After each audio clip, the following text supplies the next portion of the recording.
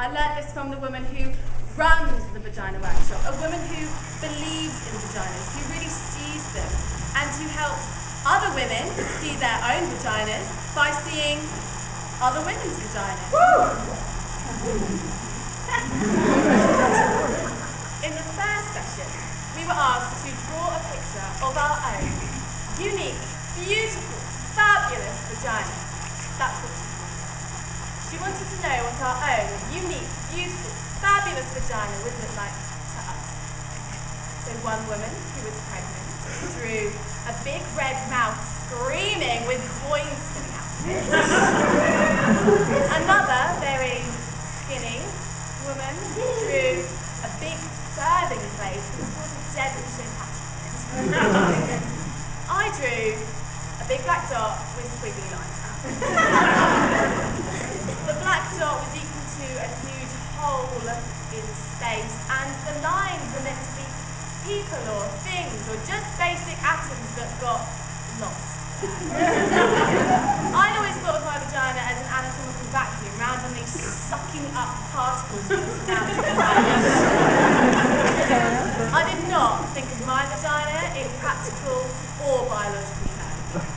I did not, for example, see it as something actually attached to me. Now, in the workshop, we were asked to look at our vaginas with hands. Then, after careful examination, we were to verbally report back to the group what we saw. Now, I must say that up until this point, any knowledge I had of my vagina was based on hearsay or invention. I've never actually seen the thing. It never occurred to me to look at it.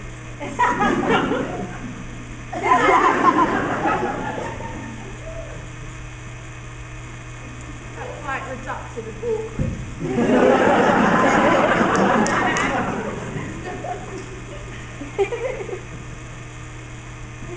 Last time the fish cut open, you discover this whole other bloody complex world inside, right under the skin. I mean, it was quite unpleasant.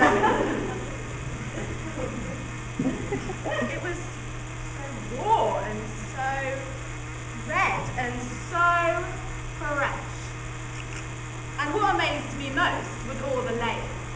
Layers after layers, opening into more layers.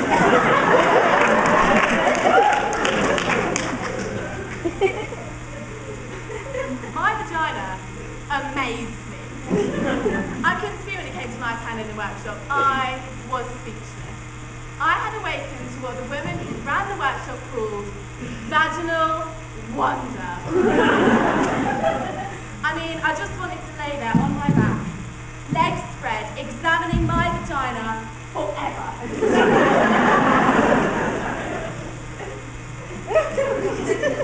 It was better than the Grand Canyon. Ancient and full of grace. Had the innocence and freshness of a proper English garden.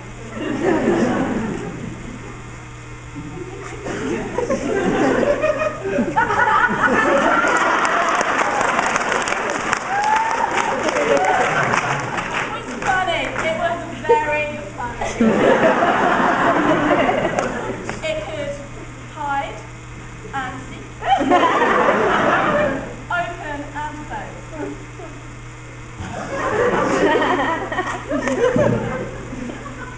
And then the women who ran the workshop asked how many women had had orgasms. 2 women tentatively raised their hands. I didn't raise my hand because although I had had orgasms, they were accidental orgasms. They happened to me. They happened in my dreams, and I would wake in splendor. And they happened a lot in water, mostly in the bath, but once in paper. They happened on horses, bicycles, and sometimes at the treadmill, at the gym. It happens.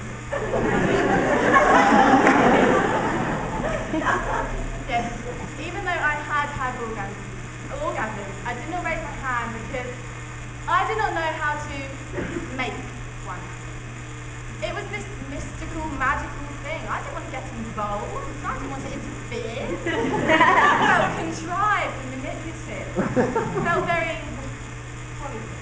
The surprise would be gone, and the mystery. The problem was, of course, that the surprise had been gone for 2 years.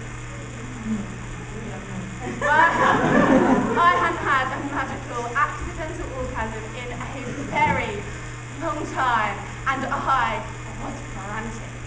That's why I was in the Vagina Workshop. And then the moment came that I had both dreaded and longed for. The woman who ran the workshop asked us to take out our hand mirrors and locate our clitoris. We were there, the group of us women, on our backs, searching for our spots, our locus, our reasons, and I don't know why, but I started crying. Maybe it was the sheer embarrassment, or maybe it was knowing that I was giving up the fantasy, giving up this enormous, life-consuming fantasy that someone or something was going to come and do this for me. That someone was going to come into my life to take direction, to take charge, and to give me orgasms. I could feel the panic coming. The simultaneous terror and realization that I had in fact avoided finding my clitoris, that I had rationalized it as mainstream and consumerist because I was in fact terrified that I did not have a clitoris. Terrified that I was one of those constitutionally incapables, one of those dead, frigid, shut down, dry, apricot, bitter god. And as I lay there on my mat, on my back, searching for my spot, all I could think about was the time when I was 10 and I lost my gold ring with the emerald on it in the lake. How I kept diving over and over to the bottom of the lake, my hands running up against pebbles and stones and fish and slimy stuff, but never my ring. The panic I felt, I knew I'd been punished. Well, the woman who ran the workshop saw my insane scrambling and sweating and heavy breathing, and she came over and, well, I told her, it's gone! It's gone! I've lost my clitoris! I never should have worn this swimming!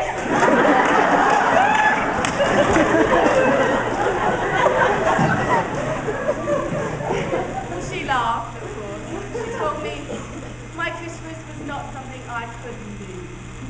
My clitoris was me, the essence of me.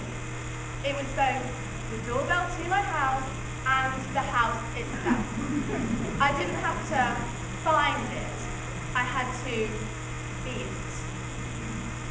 Be it. Be my clitoris.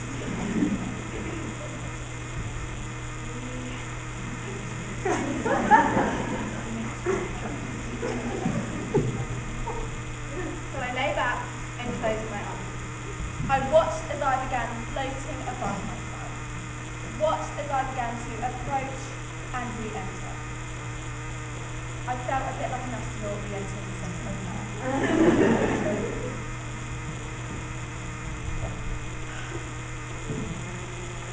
I became my own muscles and blood and cells, and I slid into my vagina.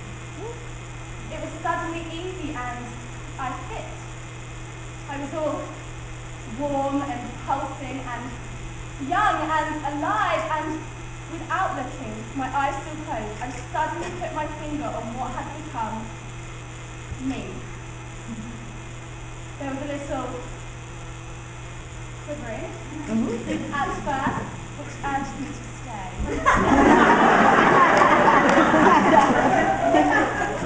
The quivering became a quake, an eruption, the layers dividing and subdividing. There was a plane of music and a horizon of colours, and there was life and longing and innocence and a calling connection. I felt connection as I lay there, thrashing about on my little blue